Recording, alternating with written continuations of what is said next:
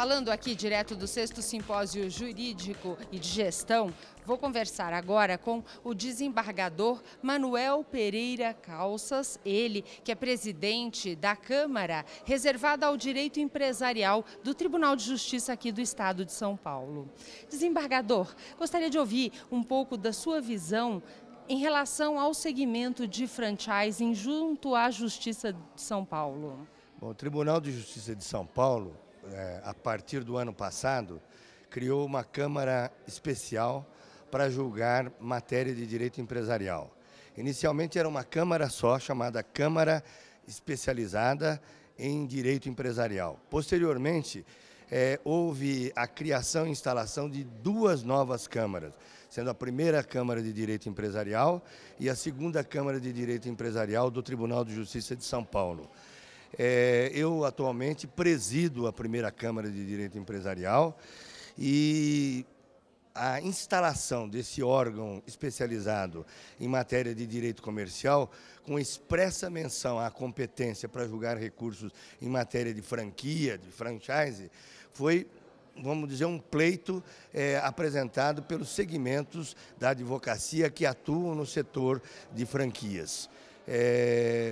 Em relação a eficiência desta Câmara, isso tem sido muito expressamente reconhecido pelos advogados, porque atualmente nós estamos julgando os recursos de direito empresarial em geral em prazo inferior a 60 dias, o que é muito bom para a eficiência das relações entre contratantes e contratados. É importante ressaltar também que a nova Câmara, ela tem um volume muito grande de recursos que envolvem, notadamente, o livro de direito de empresa do Código Civil, que vai dos artigos 966 a 1195, sociedades anônimas, todas as sociedades, em especial as sociedades limitadas, contratos específicos, notadamente de propriedade industrial e, em especial, franchise, né? Então, o volume é muito grande. E quais são os principais temas abordados nas questões jurídicas relacionadas ao franchising? É interessante que nós, magistrados, só pudemos ter uma aferição da relevância da franchise após a instalação da Câmara. Nós tínhamos praticamente certeza de que o maior volume de recursos seria em questões de conflitos entre sócios, notadamente dissolução parcial da sociedade, direito de retirada, exclusão de sócio. Mas, para surpresa dos magistrados, nós vimos que há um equilíbrio do número de conflitos envolvendo contratos de franquia, marcas e patentes, propriedade industrial em geral e conflitos envolvendo societário. Então, na verdade, nós diríamos que há uma divisão equitativa do número de recursos envolvendo essa matéria, o que demonstra o acerto do tribunal em criar uma Câmara voltada para conhecer exatamente esse tipo de matéria. E em se tratando de questões jurídicas ligadas ao franchising, o senhor que vai participar de um painel aqui no simpósio abordando temas de contrato de franquias, existe alguma sugestão para os franqueadores que estão nos assistindo, pontos importantes que eles precisam avaliar e cuidar para evitar futuros problemas? Vejam bem, as questões mais frequentes nos litígios têm envolvido cláusula de exclusividade, né?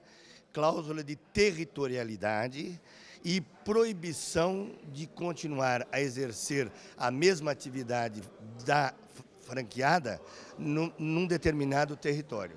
Então, eu hoje trouxe aqui para o nosso evento vários casos concretos que serão analisados, onde nós vamos ressaltar os principais pontos que os franqueadores devem cuidar para evitar litígios, né, nesse tipo de atividade. Desembargador, em sua visão, qual a importância dos empreendedores ao participar de um evento como esse? Veja bem, hoje pela manhã eu participei de um evento com as empresas de fomento mercantil, que também, né, fazem parte dos litígios que nós julgamos, principalmente na parte de falência e recuperação judicial. eu senti pelo evento realizado que todos os advogados e os próprios administradores dessas empresas saíram extremamente satisfeitos com as informações fornecidas de caráter prático. Eu acho que essa aproximação entre os magistrados que julgam, não é, os contratos de franquia e as empresas franqueadoras servirá, sem dúvida alguma, para diminuir o número de litígios. E a existência de uma Câmara especializada, aliás, duas agora, né, vai trazer segurança jurídica para que os contratos possam ser firmados de forma a evitar conflitos entre franqueadoras e franqueados. Eu acho que é extremamente salutar essa aproximação entre os administradores de franquias e o Tribunal de Justiça do Estado de São Paulo. E dentro desse cenário, qual o papel da ABF como Associação Brasileira do Franchising em relação a todo esse desenvolvimento do segmento de franquias no Brasil? Eu acho que a associação pode fazer um trabalho extremamente importante se ela fizer uma pesquisa dos julgados da Câmara Reservada e, a partir das posições que as duas câmaras especializadas adotarem, ela passa a orientar os franqueadores e também os franqueados, não é, na forma de melhor se conduzirem, seja na fase pré-contratual, seja na execução do contrato, ou seja na resolução dos contratos.